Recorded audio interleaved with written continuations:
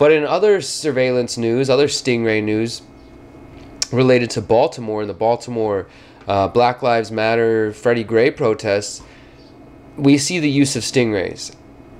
So this one is really interesting as well, because it's just one of those things that wouldn't have happened without the internet, and really just shows you the power of crowdsourcing investigations and information through the power of the internet. During the protests following Freddie Gray's death, Baltimore resident Benjamin Shane noticed a plane flying overhead, circling the area repeatedly.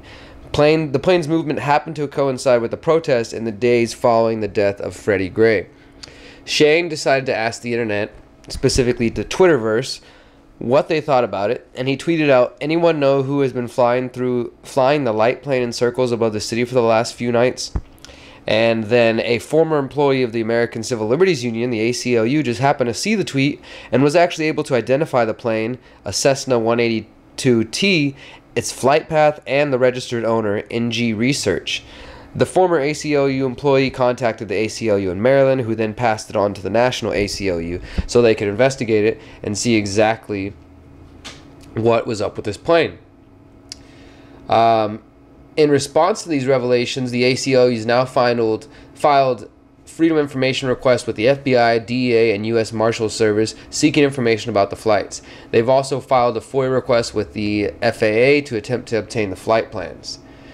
And this is just, I think, the latest confirmation for many of us activists, journalists, and protesters who understand the level of surveillance and scrutiny that we're facing, and that when you combine this with drones, when you combine the stingrays with all these different things, you start to see a picture that is heavily surveyed, and where people are going to be afraid to go out. They're going to get documented, they're going to get catalogs, and there might be pressure applied to these people, these individuals, and perhaps if there was some futuristic, chaotic martial law type situation, which has happened in the past, then these individuals who are being monitored and targeted might be some of the first to disappear. So how does stingrays play into this plane? Well, in 2014, the Wall Street Journal revealed the existence of a cell phone monitoring program being operated by the U.S. Marshals Service using small planes. The program involved the Marshals using Cessna planes mounted with stingrays, which we just discussed. But they're called dirt boxes, or DRT boxes, when they're in planes, and they're supposed to be used for criminal investigations, but the ACLU says that they can collect data from tens and thousands of people on a single flight. The Electronic Frontier Foundation has filed a FOIA request with the Department of Justice and FBI, but has yet to receive any new information. The EFF has now filed a lawsuit against the DOJ and the FBI to force them to release new details. And in early March of 2015, it was further revealed that the CIA has actually been working with the Marshals on the program.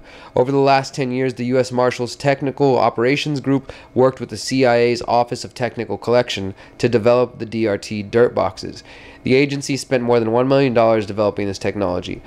And also, the Washington Post writes about another mass surveillance technique that uses aircraft that you should be aware of. This one is known as wide area surveillance, and it involves high-resolution cameras installed on planes to monitor entire cities.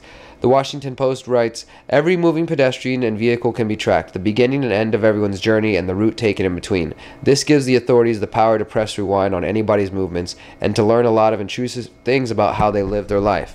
Among the companies offering this technology are major defense contractors working for the Pentagon and an Ohio company called Persistent Surveillance Systems, which is trying to sell it to local police departments. And an unnamed government official, we're just supposed to trust that, told the Post that the flights were part of an operation being handled by the FBI at the request of the local police. The official said the planes were using infrared cameras to monitor movements of people in the vicinity, and they denied, though, that these planes were using cell site simulators or the DRT boxes to monitor cell phone communications. Apparently, they're just tracking your movements, not listening to your cell phones. I guess that's a little better. And Jay Stanley, senior policy analyst with the ACLU's Speech, Privacy, and Technology Project, says that the authorities might not have been monitoring communications, but he still says this is a dangerous situation. He says, quote, "We as a society are going to need to grapple with what kinds of rules are needed for such devices. We need to strike the right balance between the needs of law enforcement and the need to protect the privacy of individuals and prevent our country from becoming a surveillance society." Bingo. How do you do that?